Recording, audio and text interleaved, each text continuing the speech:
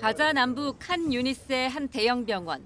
이스라엘군이 인질들의 이름이 적힌 약상자를 하나씩 꺼냅니다. 지난 1월 휴전 협상 당시 인질들의 가족들이 보내온 약으로 추정되는데 대부분 개봉하지 않은 상태로 발견됐습니다.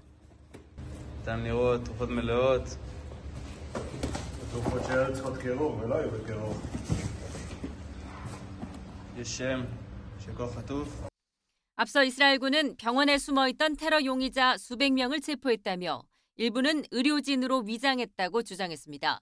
또 대량의 무기들과 버려진 차량도 발견됐는데 이스라엘군은 하마스가 지난해 10월 기습 공격 당시 사용한 것이라고 밝혔습니다. אנחנו פה בחניית בית החולים נאצר, מצאנו רכב של פעילי חמאס שיש בפנים רימונים. 이스라엘군이 대규모 공격을 예고한 가자 최남단 라파에서는 인도주의적 위기가 심각합니다. 급기야 구호 트럭을 향해 달려든 군중을 향해 경찰이 무차별 총격을 가해 한 명이 숨졌습니다. 국제사회의 거듭된 경고에도 네타냐후 이스라엘 총리는 인질 협상과 무관하게 라파에 병력을 투입하겠다는 의지를 거듭 밝혔습니다. We cannot leave a quarter of Hamas's terrorist battalions intact. No one would do that in the case of fighting ISIS. 네타냐후 총리는 인질 협상과 관련해 하마스 요구를 받아들이는 건 항복이라며 절대 동의하지 않을 것이란 입장을 분명히 했습니다. YTN 최영주입니다. 루이스 이나시우 룰라 다 시우바 브라질 대통령이 에티오피아에서 열린 아프리카 연합 정상회의에서 작심하고 이스라엘을 비판합니다. O que está acontecendo na faixa de Gaza com o povo palestino não existe nenhum outro momento histórico. Aliás, existiu quando Hitler resolveu matar os judeus. 그러면서 군인 대 군인의 전쟁이 아니라 철저히 준비된 군인과 여성 어린이 간의 전쟁이라고 지적했습니다. 이에 대해 이스라엘은 곧바로 발끈했습니다. President Silva has disgraced the memory of 6 million Jews murdered by the Nazis, and he's demonized the Jewish state like the most virulent anti-Semite. He should be ashamed of himself. 네타냐후 총리는 이스라엘을 나치와 히틀러의 홀로코스트에 비교하는 것은 선을 넘는 것이라고 경고했습니다. 이스라엘 외무부는 브라질 대사를 불러 항의하기로 하는 등 양국 간 외교 갈등이 격화하고 있습니다.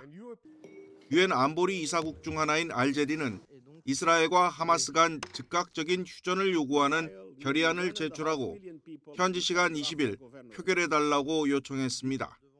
하지만 거부권을 가진 미국이 반대하고 있어 통과를 기대할 수 없는 상황. 린다 토머스 그린필드 주 유엔 미국 대사는 안보리에 제출된 결의안 초안은 진행 중인 협상이 목표로 하는 결과들을 이루지 못할 뿐더러 그에 반하는 결과를 초래할 수 있다고 주장했습니다. 이스라엘의 맹방인 미국은 전에 안보리에서 제기된 휴전 촉구 결의안에 대해서도 거부권을 2차례 행사해 무산시켰습니다. YTN 신웅진입니다. 러시아와 우크라이나가 최근 화력을 쏟아부은 격전지 아우디우카가 러시아군에 점령됐습니다. Подразделениями группировки войск «Центр» под командованием генерал-полковника Андрея Мордвичева взят под полный контроль город Авдеевка Донецкой Народной Республики. 러시아군이 이번에 장악한 영토 면적은 모두 31제곱킬로미터. 우크라이나군은 1,500명 이상 병력을 잃은 것으로 알려졌습니다. 기세가 오른 러시아군은 서부와 남부 5개 전선에서 방어선을 뚫으려 압박하고 있습니다. 우크라이나군은 탄약 등 무기 부족에 2년 가까이 전쟁을 치르며 병사 모집도 어려움을 겪고 있습니다. 위기 상황에서 젤렌스키 우크라이나 대통령은 미국에 무한 신뢰를 보이며 지원을 거듭 촉구했고 미국 정부도 화답했습니다. Чи вважаю я, що це зрадницька позиція? Ні. Тому що я не думаю, що наш стратегічний партнер може дозволити собі не підтримати Україну. It reminds us why our support for Ukraine is so important. Because Ukraine is fighting back heroically against Putin's continued brutality. 하지만 서방 국가들이 지원 의지만 강조하고 실제 지원은 미루고 있는 가운데 격전지까지 내주면서 우크라이나군이 전쟁 초기 몇 달 이후 가장 위태롭다고 뉴욕타임스는 진단했습니다. YTN 이종수입니다. 푸틴의 최대 정적으로 꼽히던 러시아 반체제 운동가 알렉세이 나발리가 옥중 사망하자 러시아 곳곳에서는 추모 행렬이 이어지고 있습니다. Он очень сильный человек, и вся Россия, мне кажется, сожалеет о том, что мы потеряли такого героя. 하지만 3명 이상 모이거나 1명인 경우도 반정부 구호를 외치면 바로 체포됩니다. 현지 인권단체는 이틀 동안 러시아 30여 개 도시 추모 장소에서 400명 이상이 체포되거나 구속됐다고 전했습니다. 푸틴은 살인자라는 문구를 둔 수백 명이 베를린 러시아 대사관 앞에서 시위를 벌이는 등 푸틴의 책임을 추궁하는 집회가 세계 곳곳에서 잇따르고 있습니다. It was not just death, it was a cold-hearted murder. And I think it's important to continue to talk. 나발리의 아내 율리아 나발라야도 남편 사망 후 처음으로 SNS에 게시물을 올렸습니다. 나발리가 머리에 입 맞추는 사진을 올리며 사랑해요라고 적었습니다. 나발리의 가족과 측근들은 그의 시신을 아직 확인하지 못했으며 사망 원인도 제대로 파악되지 않는 등 진실이 은폐되고 있다고 주장했습니다. 이런 가운데 라트비아의 한 매체는 나발리의 시신이 시베리아 북부병원에 안치돼 있다고 보도했습니다. 이 매체는 익명의 구급대원 제보자를 인용해 시신에서 다수의 멍자국들이 발견됐다고 전했습니다. 제보자는 극심한 경련이 일어난 경우 다른 사람들이 붙잡았을 때 멍이 생길 수 있고 가슴에 생긴 멍은 심폐소생술 과정에서 생긴 것으로 추정한다고 설명했습니다. YTN 이동호입니다.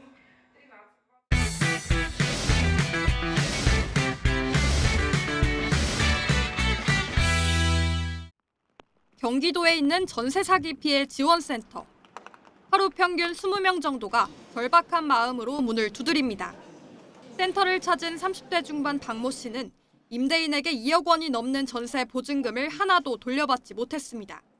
사람이 이제 임대사업자인데 자기가 하던 임대사업이 잘 안 돼서 갑자기 이제 기울어가지고 못 들어주는 상황이다라고 설명을 해주더라고요.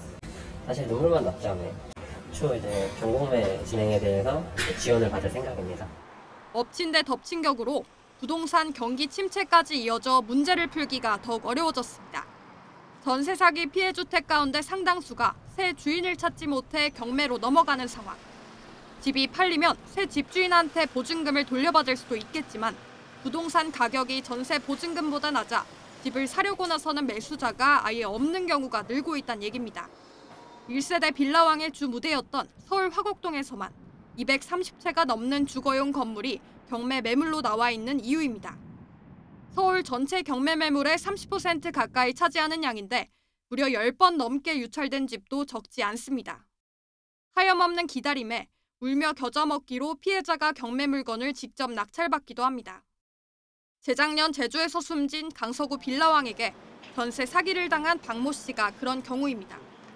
신용 불량자가 되거나 집이 낙찰되더라도 채권 순위에서 밀려 한 푼도 못 받고 쫓겨날까 불안한 마음에 어쩔 수 없이 고른 선택지였습니다. 비싼 집을 이제 제가 강제로 사게 되는 상황이 돼서 너무나 억울하죠. 저는 이 집을 살려고 전세로 들어온 게 아니었는데.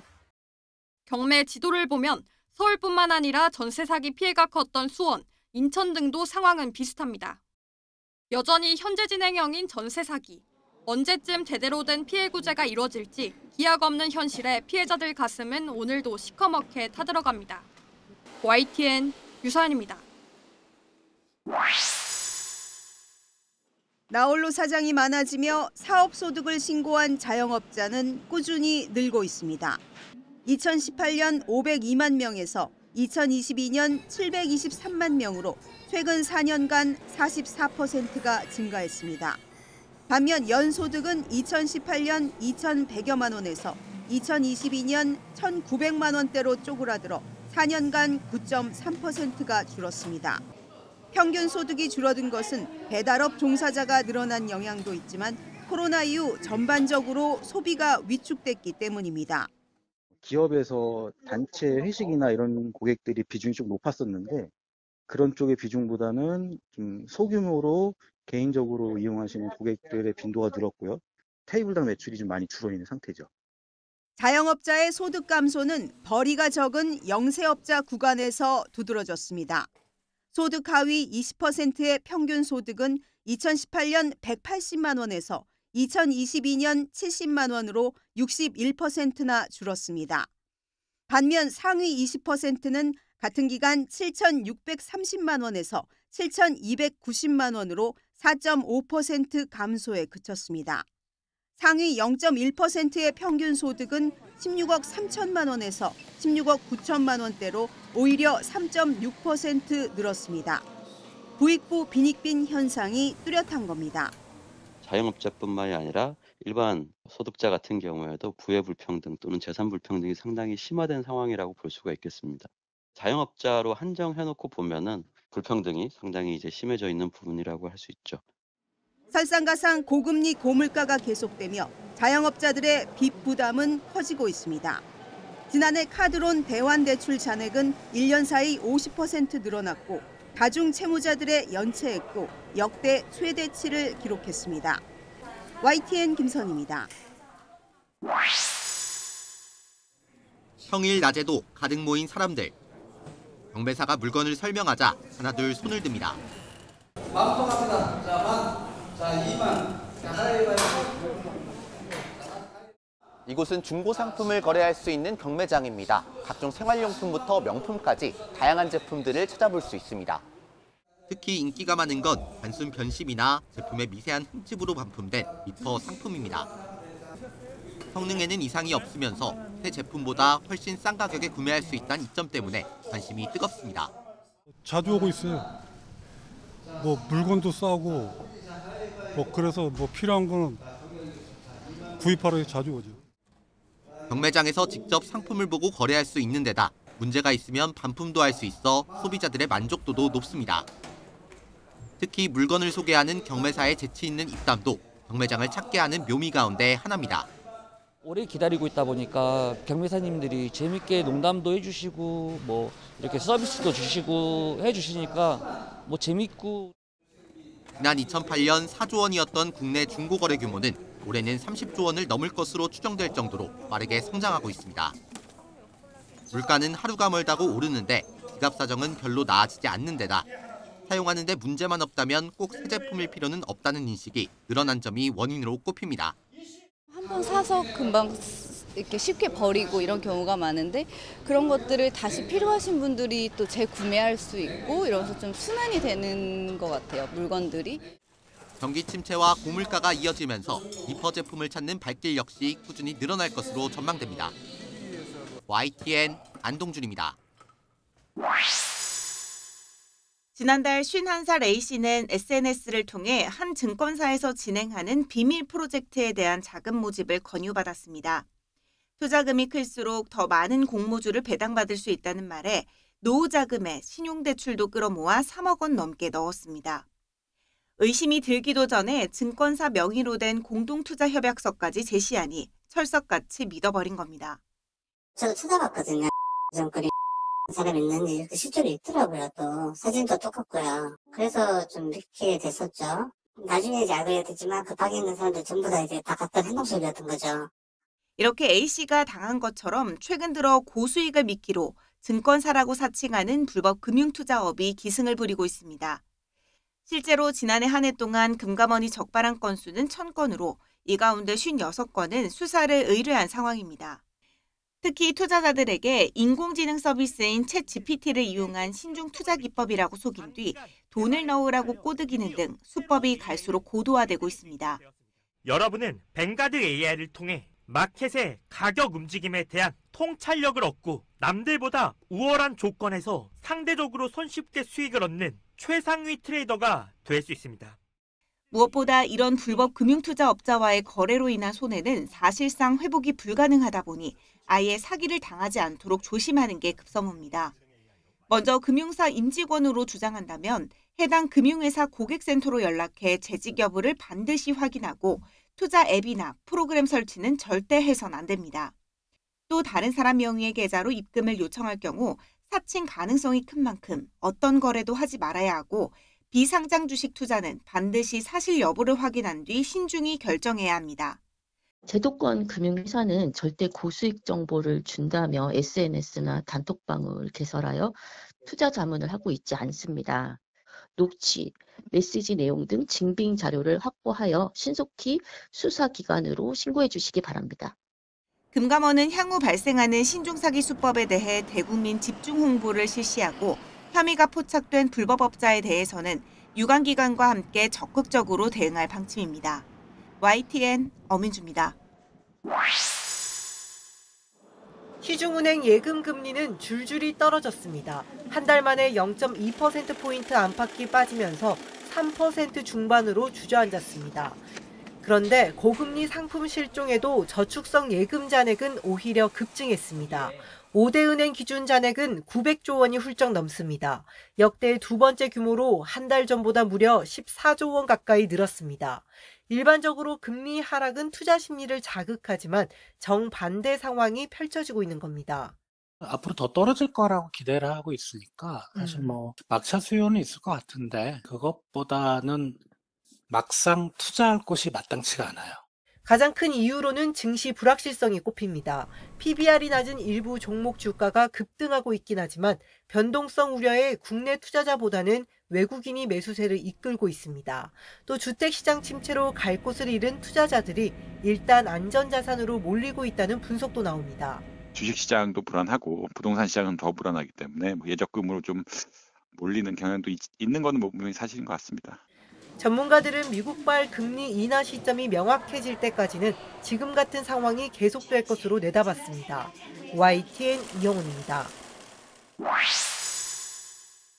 석유화학은 석유를 정제할 때 나오는 부산물로 플라스틱 등 여러 합성 원료를 만드는 산업입니다. 전체 제조업 생산액과 수출 비중을 따졌을 때 5손가락 안에 드는 우리나라 대표 주력 산업이기도 합니다. 하지만 지난해 석유화학 분야의 연간 수출액은 1년 전보다 15% 넘게 쪼그라들며 고전을 면치 못했습니다. 지난 20년 동안 중국의 폭발적 성장에 힘입어 고성장을 이어왔지만 이젠 상황이 급변했기 때문입니다. 중국의 경기 부진이 이어지는 가운데 자체 생산 설비까지 갖추면서 수요는 줄고 공급은 늘어나는 어려움을 겪고 있습니다. 기존에는 이제 자금률이 주요 품목 같은 경우가 다 100% 이하였는데 이제 중국에서도 설비를 많이 만들다 보니까 이제 대부분 품목의 100%를 자금률이 넘어버렸어요. 대중 수출이 좀 많이 줄어든 부분이 있고 여기에 세계 각국에서 준비 중인 까다로운 환경 규제에도 대처해야 합니다. 석유화학은 산업 분야에서 두 번째로 많은 온실가스를 배출하고 있는 데다 대표적 생산품인 플라스틱마저 환경 파괴의 주범으로 꼽히기 때문입니다. 이에 따라 오는 2030년 우리 석유화학 수출은 지난해보다 30% 가까이 줄어들 거란 암울한 전망이 나오고 있습니다. 중국과 차별화가 가능한 좀 기능성 수지 비중을 늘리는 게 좀 바람직할 것으로 보이고요. 중장기적으로는 이제 글로벌 환경 규제 대응하기 위해서 플라스틱 재활용을 통해서 자원 순환을 고도화하는 것이 필요한데요. 중국의 맹추격과 환경 규제 강화라는 이중고 속에 우리 석유화학 산업이 생존 갈림길에 서면서 미래 경쟁력 확보가 최우선 과제로 떠오르게 됐습니다. YTN 김태민입니다. 1995년 문을 연 강원관광대학교. 학생은 한 명도 보이지 않고 건물은 텅 비었습니다. 신입생 급감에 따른 운영난을 견디지 못해 이달 말 대학 스스로 문을 닫기로 한 겁니다. 재학생 320여 명은 다른 학교로 특별 편입할 예정이고 교직원들은 직장을 잃었습니다. 간호학과조차도 신입생 모집이 어려워지면서 폐지를 할 수밖에 없었던 것 같아요. 6년 전 재단 비리와 학생 수 감소 등으로 문을 닫은 동해시 한중대학교. 마땅한 활용 방안을 찾지 못한 캠퍼스는 폐허로 변했습니다. 누군가 외부 출입을 막기 위한 가림막을 뜯어냈습니다. 이렇게 자판기를 훼손하는 등 돈이 될 만한 것들을 훔쳐간 흔적도 남아 있습니다. 우범지대로 전락한 대학 주변 상권은 무너진 지 오래입니다. 그거 바라보고 있었는데 지금은 허서죠 뭐. 문을 닫아 버리니까. 2005년 이후 지금까지 폐교한 대학은 21곳. 한국경제연구원은 현재 저출산과 신입생 미충원 추세가 계속되면 2040년에 지방대 절반 이상이 사라질 위기에 처할 가능성이 크다고 분석했습니다. 글로벌한 역량을 키우는 것이 가장 중요하고 한국의 인구는 줄어들기 때문에 외국에 있는 우수 인재들을 국내에 어떻게 들어오게 할 건지. 학생과 교직원, 지역사회 피해를 최소화할 수 있도록 폐교 이후 대책을 체계화해야 한다는 목소리도 높습니다. YTN 송세혁입니다. 커다란 항공기 안에 들어가자 좌석 대신 기계들이 자리를 차지하고 있습니다. 모두 공기를 채집해 구성 물질을 분석하는 장비들입니다. 이 장비는 우리가 배출한 오염물들이 산화되면서 미세먼지로 가기 직전에 있는 그런 물질들을 측정하는 장비고요. 항공기를 이렇게 하늘 위에 실험실로 개조한 이유는 상공에서 대기질을 관측하기 위해서입니다. 국립환경과학원과 미국 나사가 손잡고 아시아의 대기질을 공동 조사하기로 한 겁니다. You'll see 26 different instrument stations measuring in great detail, greater detail than any other method of what is in the air, more than 100 compounds and variables. 관측은 한국은 물론 필리핀과 태국, 말레이시아에서도 이뤄집니다. 세계적으로 대기 오염이 심한 아시아에서 특히 겨울에 오염물질이 많이 축적되는 이유를 밝힐 계획입니다. 또 오염물질이 대기 흐름을 타고 어떻게 국경을 넘어가는지 등도 확인할 예정입니다. 세계 첫 정지 궤도 환경위성인 우리나라의 천리안 2B호가 관측한 결과도 연구에 활용됩니다. 환경위성은 36,000km 떨어진 우주에서 관측하기 때문에 지상에서의 검증이 필요합니다. 지금 한 10개 국가가 참여해서 총 20곳에 관측소를 설치하고 있습니다. 8년 전 나사와 함께 국내 대기질을 연구했을 때는 특정 지역에서 초미세먼지가 절반가량은 외국에서 들어왔고 특히 중국에서 많이 유입됐다는 사실을 밝혀냈습니다. 아시아로 확대된 이번 연구 결과가 나오면 대기오염 물질을 줄이기 위한 국가 간 협력 사업도 끌어낼 수 있을 것으로 기대됩니다. YTN 김평정입니다.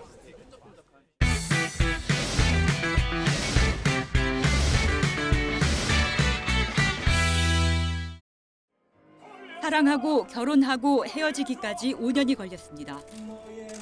그 시간을 한 사람은 첫 만남 때부터, 또 한 사람은 이혼한 지금부터 그때로 돌아가 되짚어봅니다. 두 사람이 나눠 갖게 된 성공과 실패. 하지만 서로를 미워하지 못한 채 고민과 갈등만 키워가는 감정의 진폭이 섬세하게 그려졌습니다. 같은 시간도 아니고 공간도 아니지만 그걸 은은하게 계속 흡수하고 있고 계속 그 과거를 회상하게 되고 대사 없이 노래로만 이어가는 2인 극이라 관객도 배우도 높은 집중력이 요구됩니다. 심리적 거리와 관계에 대한 이미지는 회전 무대를 활용해 처리했습니다. 5년이라는 시간 위에 두 인물을 올려놓고 싶다 이런 얘기를 했었어요. 왜냐하면 그 두 사람이 다 그 시간에 대한 책임이 있다라고 저는 생각했기 때문에 2008년 이후 15년 만의 공연입니다. 전쟁통에 청나라에 끌려갔다가 돌아왔지만 정절을 잃었다며 세 여인은 이혼과 자결을 강요받았습니다. 쫓기듯 숨어든 동굴에서 생계를 위해 쓴 소설이 인기를 얻게 되고 이들은 작지만 새로운 희망을 꿈꾸게 됩니다. 우리나라 최초의 여성 영웅 소설 박시전에서 모티프를 얻은 뮤지컬 여기 피화당입니다. 박씨 부인이 전쟁에서 영웅적인 활약을 펼치듯 시련에도 굴하지 않고 꿋꿋하게 글을 쓰며 인생을 개척해가는 여성들의 연대를 극적으로 표현했습니다. YTN 김정희입니다. 인도 북부의 한 시골 마을. 소아청소년과 의사 연영은 NGO 단체 의료 캠프 활동 중 농악 가이를 만나 담배 농장에서 자행되는 아동 노동 착취 실상을 알게 됩니다. 니코틴 중독과 성폭력 등 끔찍한 상황을 그냥 덮으려다 가정에서 겪은 옛 상처가 되살아나며 심경의 변화를 일으키게 됩니다. 농인인 까이 아이를 만나게 되면서 그 까이가 겪고 있는 그런 피해들을 마주하게 되면서 처음엔 방임을 하지만 나중에는 더 이상 묵인하지 않겠다라는 생각을 하면서 다른 선택을 하게 되는. 연극 립소녀는 힌두교 신화에 담긴 해와 달의 상징성을 통해 죄악의 심판과 용서를 이야기하면서 아동학대 사각지대의 소리 없는 폭력에 대한 우리의 태도를 되돌아보게 합니다. 모든 폭력이 제가 실제로 후원하고 있는 개발도상국뿐만 아니라 한국 모든 나라가 가지고 있는 사각지대라고 생각을 하고 삼자로서 과연 어떤 태도를 취할 수 있을 것인가, 어떤 시선을 가질 수 있을 것인가를 관객들과 같이 고민해보고 싶었습니다. 난 갇혔어. 나 이제 자유롭고 싶어. 그리고 엄마도 자유로워지면 좋겠어. 침대 위에서 웃으며 유서를 불러주는 비, 그리고 유언을 받아 적는 간병인 레이.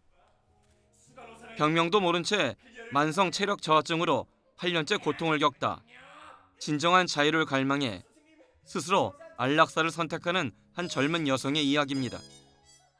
누군가 죽고 싶다고 말하는 사람이 있다면 그건 정말로 죽고 싶어서가 아니라 사실은 잘 살고 싶다, 잘 살아내고 싶다, 그런 마음이 숨어있는 말이 아닐까.